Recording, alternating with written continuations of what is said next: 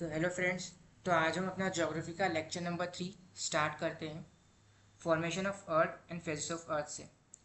तो यहाँ पे फॉर्मेशन ऑफ अर्थ को समझने के लिए हमको कुछ 4 इंपॉर्टेंट पॉइंट समझने होंगे। फर्स्ट, कि जब हम ज्योग्राफी में बात करते हैं तो हमेशा हम मिलियन ईयर्स और बिलियन ईयर्स में बात करते हैं, ठीक है। सेकंड थिंग आती है एक्रेशन थ्योरी, मतलब कि जब दो ऑब्जेक्ट आपस में कोलाइड होते हैं और मर्ज हो जाते हैं उसी को बोलते हैं एक्रेशन थ्योरी। थर्ड आता है ग्रेविटेशनल पुल, मतलब कि एक बड़ा ऑब्जेक्ट और छोटा ऑब्जेक्ट एक दूसरे को अट्रैक्ट करते हैं, ठीक है। सेकंड आता है कॉलिजन प्रोड्यूस हीट, मतलब कि कभी भी दो ऑब्जेक्ट, फॉर एग्जांपल स्टोन, पत्थर, एस्ट्रॉइड्स आपस में टकराते हैं तो हीट प्रोड्यूस करते हैं। तो फॉर एग्जांपल हम लेते हैं कि दो ऑब्जेक्ट है ये, और अपोजिट डायरेक्शन में एक दूसरे की आपस में कोलाइड होते हैं, तो क्या होता है, एक बहुत बड़ा एक्सप्लोजन होता है और पार्टिकल्स दूर जाने लगते हैं।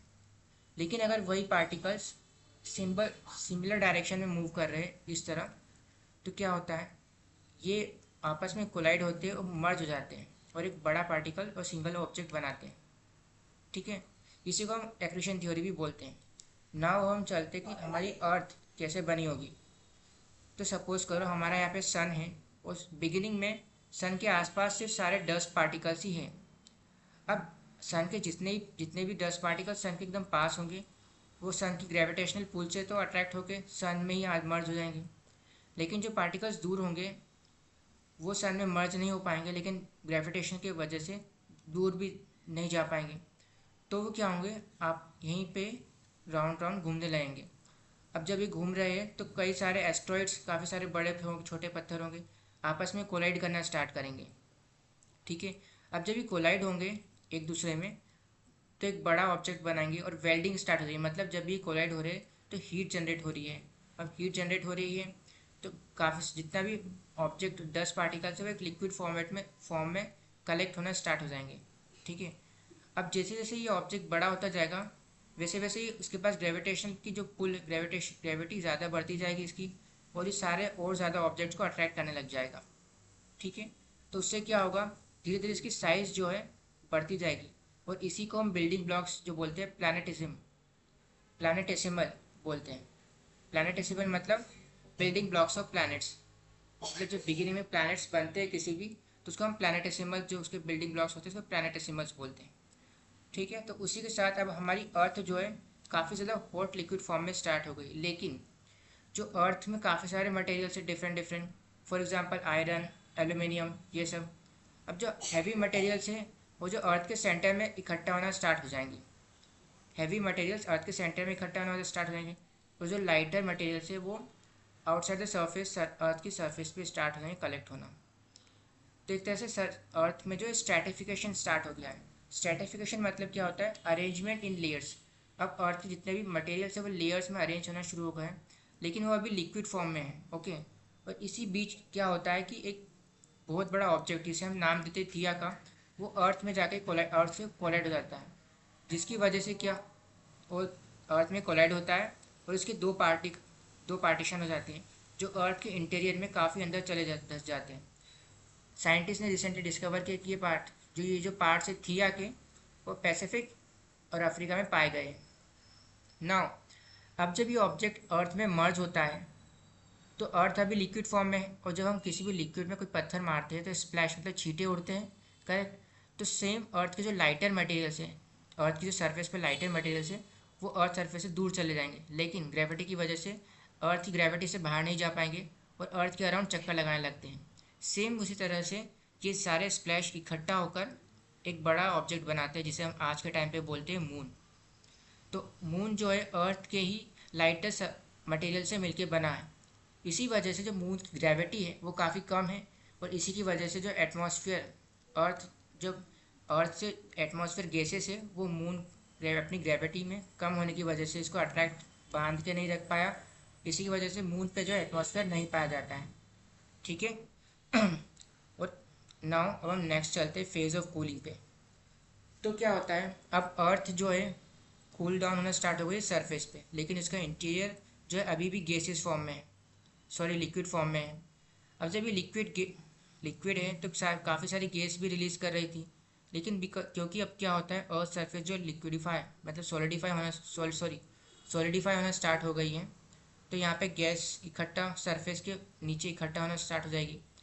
अब जो क्या होता है, थोड़े टाइम बाद ये जो गैस जो इकट्ठा हो रही वो अर्थ को पंचर करना, सरफेस को पंचर करना स्टार्ट हो जाएगी। मतलब काफ़ी सारे वॉल्केनोज यहाँ से बाहर निकलेंगे, मैग्मा बाहर निकलेगा, गैसेस बाहर निकलेगी और सॉलिडिफाई।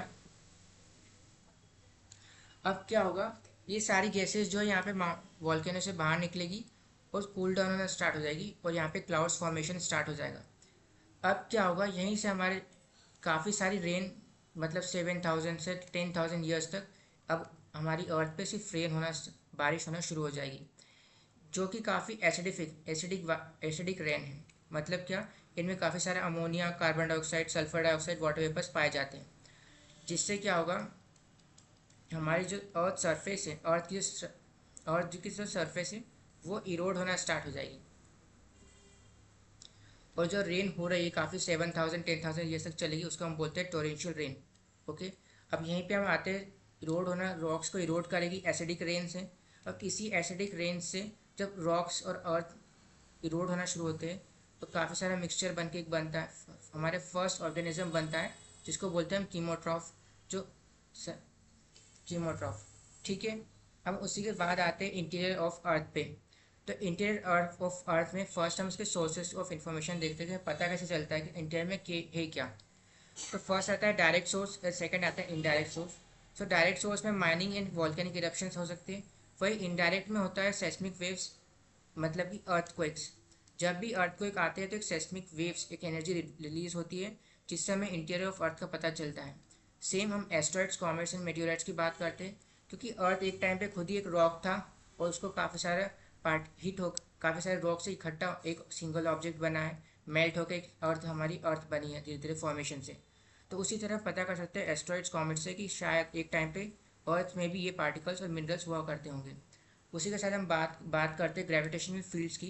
तो हम इक्वेटर पे जो है, इक्वेटर जो है इंटीरियर के काफ़ी पास है, वही हम पोल्स पे जाए तो ये इक्वेटर पोल्स जो है अर्थ के इंटीरियर से काफ़ी दूर है, करेक्ट। तो उसी हिसाब से हमारी ग्रेविटेशनल पुल जो है पोल पे कम होगा और इक्वेटर पे ज़्यादा होगा।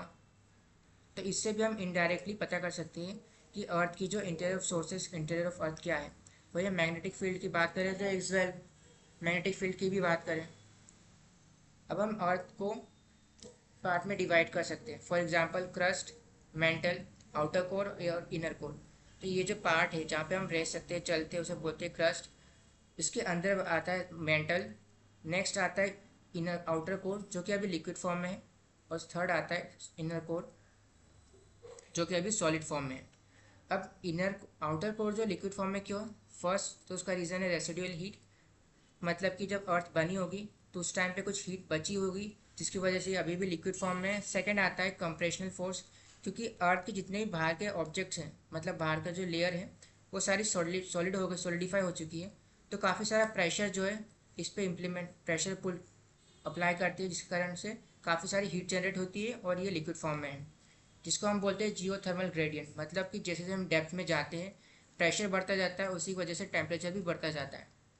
अब हम आते हैं लिथोस्फीयर पे। तो लिथोस्फीयर जो है क्रस्ट, अपर मेंटल, सॉलिड से मिलकर बना हुआ है, अपर मेंटल से मिलकर बना हुआ है, और वही अपर मेंटल और लोअर मेंटल के बीच आता है एस्थेनोस्फीयर।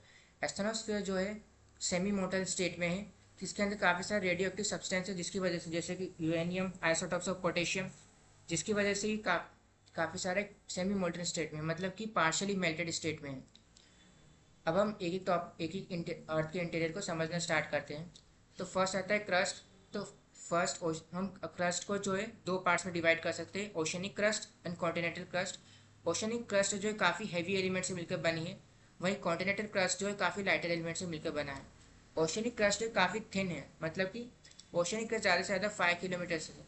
वहीं हम कॉन्टिनेंटल क्रस्ट की बात करें तो 30 किलोमीटर, और वहीं माउंटेन्स पे जाए तो हम 70 किलोमीटर देख सकते हैं, थिकनेस की बात कर रहा हूँ।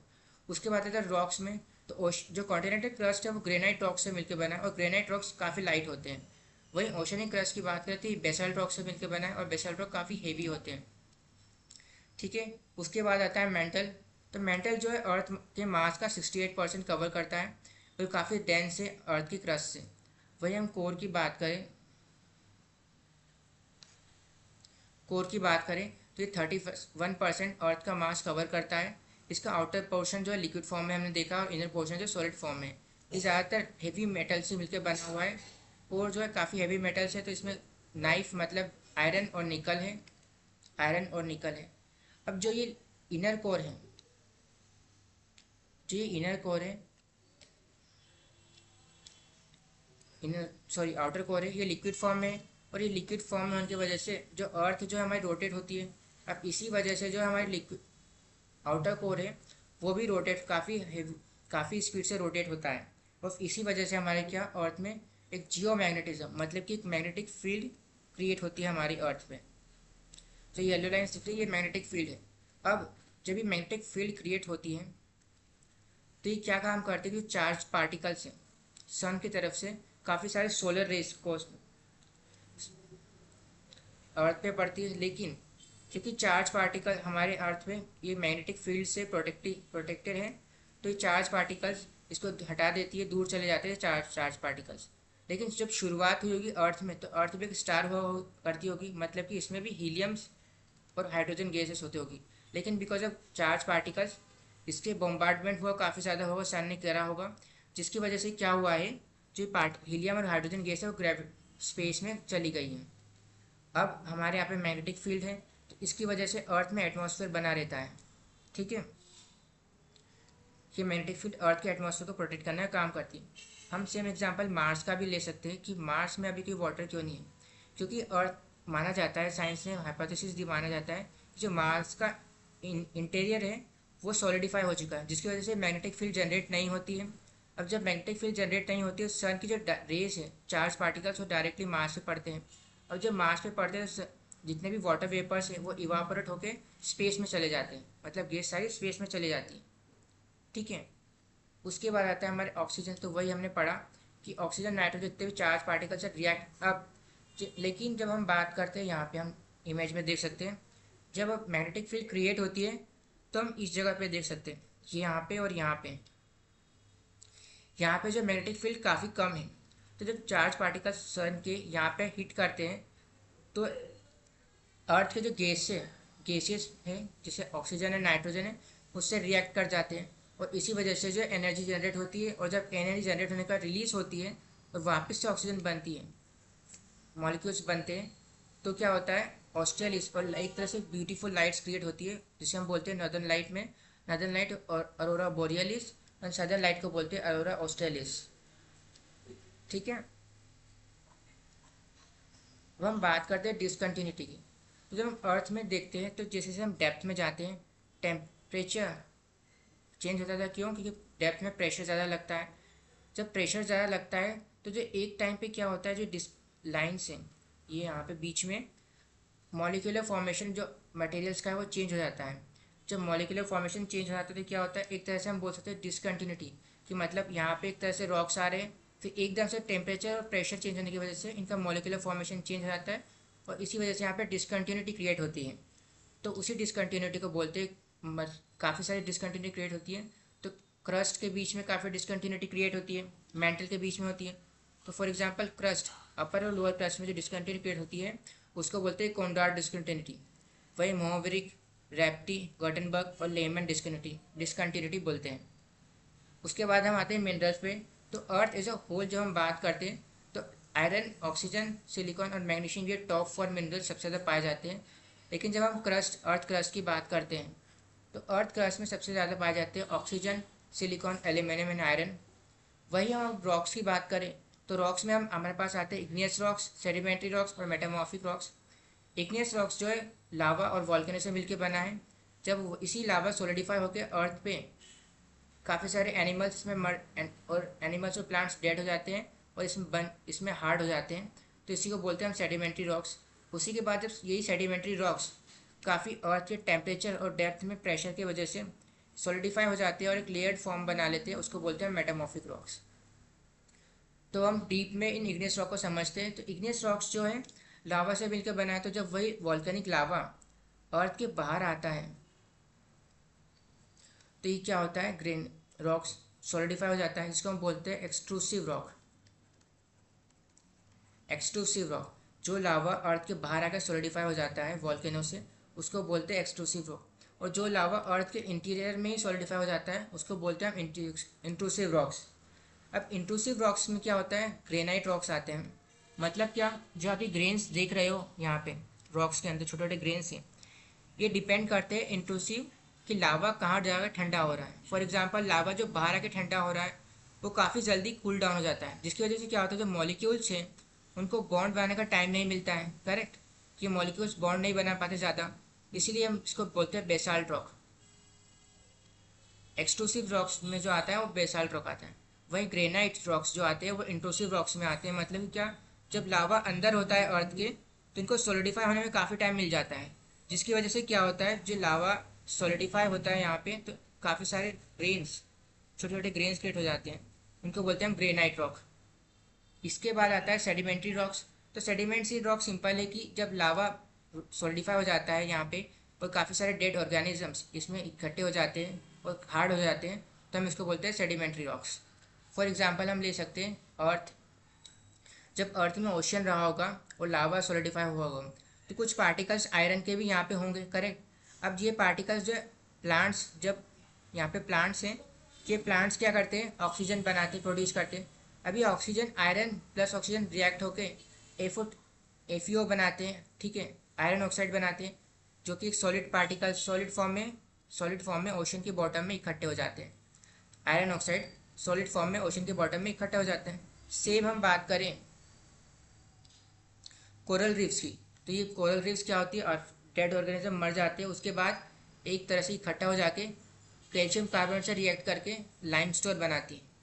अब हम इसी से हम जियोलॉजिकल अर्थ के जो रॉक्स हैं उनसे हम पता कर सकते हैं कि एक टाइम पे जियोलॉजिकल हिस्ट्री क्या रही होगी, जोग्राफिकल हिस्ट्री क्या रहेगी इस प्लेस की। फॉर एग्जांपल हम बात करें राजस्थान की, लाइमस्टोन कहाँ से आता है, मार्बल कहाँ से आता है, राजस्थान से। और मार्बल कैसे बनता है, जब लाइमस्टोन सॉलिडिफाई हो जाता है, कंप्रेस किया जाता है लाइमस्टोन को, तो मार्बल बनता है। और मार्बल हमारे यहाँ आता है राजस्थान से, करेक्ट। तो यही राजस्थान, मतलब कि क्या, एक टाइम पे जो राजस्थान अभी डेजर्ट है, एक टाइम पे ये डेजर्ट की जगह ओशन, एक शैलो ओशन बॉडी हुआ करता होगा, शैलो ओशन बॉडी हुआ करता होगा, करेक्ट। उसी की बात करें हम हिमालयस की एज वेल, तो हिमालयस पे भी कुछ रॉक लाइमस्टोन के पार्टिकल्स पाए गए, इवन मेराइन डिपॉजिट पाए गए, मतलब मेराइन डिपॉजिट्स पाए गए। मतलब क्या, कि एक टाइम पे हिमालय जो है वो भी ओशन बॉडी हुआ करता होगा। तो इसी तरह से हम रॉक्स को पहचान कर एक तरह की जियोलॉजिकल हिस्ट्री बता सकते हैं उस प्लेस की। तो इस लेक्चर में इतना ही, हम नेक्स्ट लेक्चर में और इसके आगे से मेटामॉर्फिक रॉक से स्टार्ट करेंगे।